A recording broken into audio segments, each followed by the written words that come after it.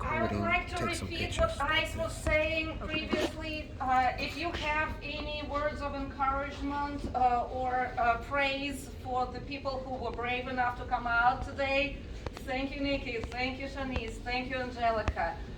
Please make sure that you share your good feelings and encouragement with them. I would like to be the first one. That was amazing. Thank you. Thank you so much for that piece. Nikki. Same. That's her name. That's Angelica. That's Angelica. That's Nikki. Zach, right? That's Sharnice. That's Zach. Outstanding. That was outstanding. Especially those words, things you were saying. Oh my God, that was amazing. Oh my God, you were so nervous, and that's what I'm talking about. Guys, you got to face that fear because that was amazing. Wow, you know, with you being so nervous and you coming that powerful, it's like, oh my God, you are outstanding. Thank you, lady. Yeah, And you too. Oh yes, my God. Wow. yes. Outstanding. Way you performed that. Let me say this. Angelica performed last time, or recited. You want to say recited? And your story is just a beautiful testimony. I still remember the poem from last time. You talked about being a Latina, not being accepted or thinking that you won't be accepted, but you found the family here at East West University. Then today you talk about how you felt like giving up, but there was one or two people in your life, you know, your family that encouraged you to keep going. And Nikki, you just, like I said, you got up here, you just a ball of fire. You know what I'm saying? Your voice has an anointing in it. So never shut up. You know what I'm saying? Never stop speaking, you know, your words and your truth.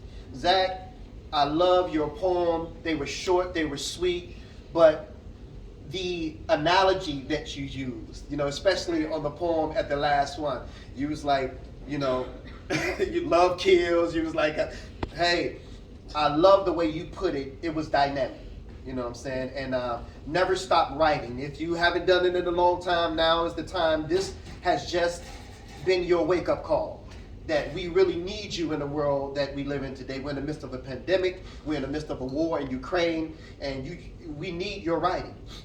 Sharnice, I know it took a lot for you because you sat back on the sidelines for a minute. I saw you walk up to her as I was up here. And I was like, okay, well, maybe she wants to do something. And I actually connected to you, you know what I'm saying? And for you to get up here and tell your story, that's a very vulnerable place for you. But imagine how many other people are sitting here and they're vulnerable too.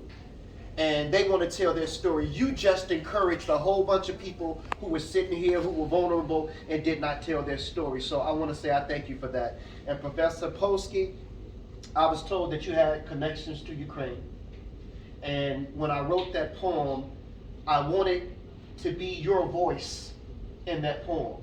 And so when I'm writing for other artists, I don't write from a Black Ice perspective, I write from your perspective.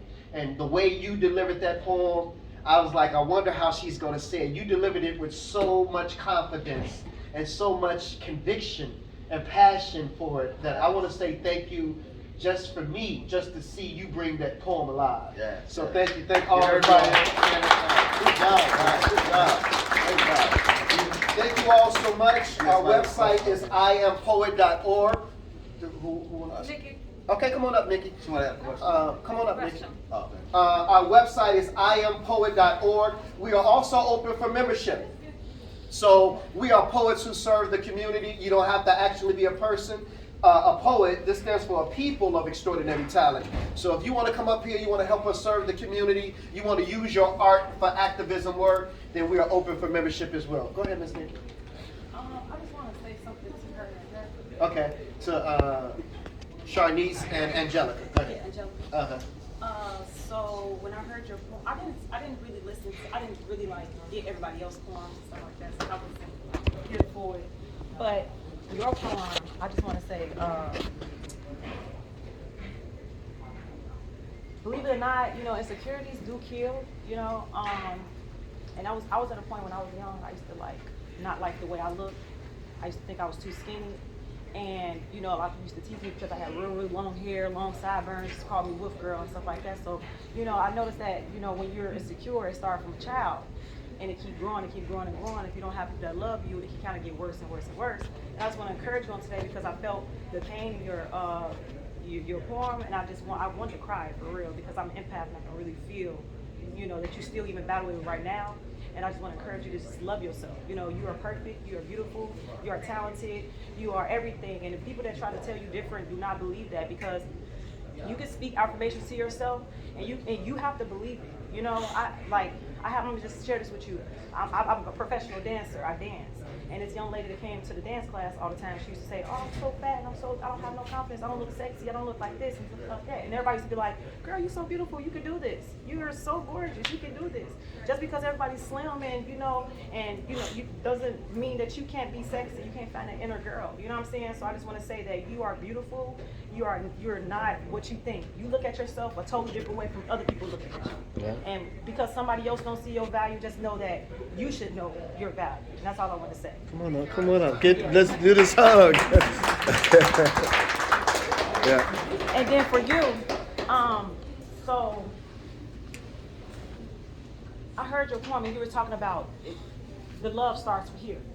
And that's true. You know, it's crazy because I do inspirational speaking, I do motivational speaking, I do like podcasts and all that, and that's the main thing I talk about to my girls, that, you know, it starts with self-love. You know what I'm saying? It always starts with you, because how can you say you want somebody to love you if you don't love yourself? You don't even know yourself. You have to learn who you are before you can present something to somebody else. You know what I'm talking about? And that was beautiful as heck. Like, I really love that. Like, I'm like, wow, this is so beautiful. I just want to tell you that. That's all I want to say. Keep loving yourself, and it's going to be a journey. It's not going to always be like, oh, I aced this. You're going to have times where it be like challenging to love yourself. You may wake up tomorrow and be like, oh, I found something else I don't like, but keep learning that. You know what I'm saying? It's a forever journey that you have to keep practicing. So don't forget that, girl. Every time you feel like you're slipping, every time you feel like you're falling off, girl, look at your phone and keep going. You know what I'm saying?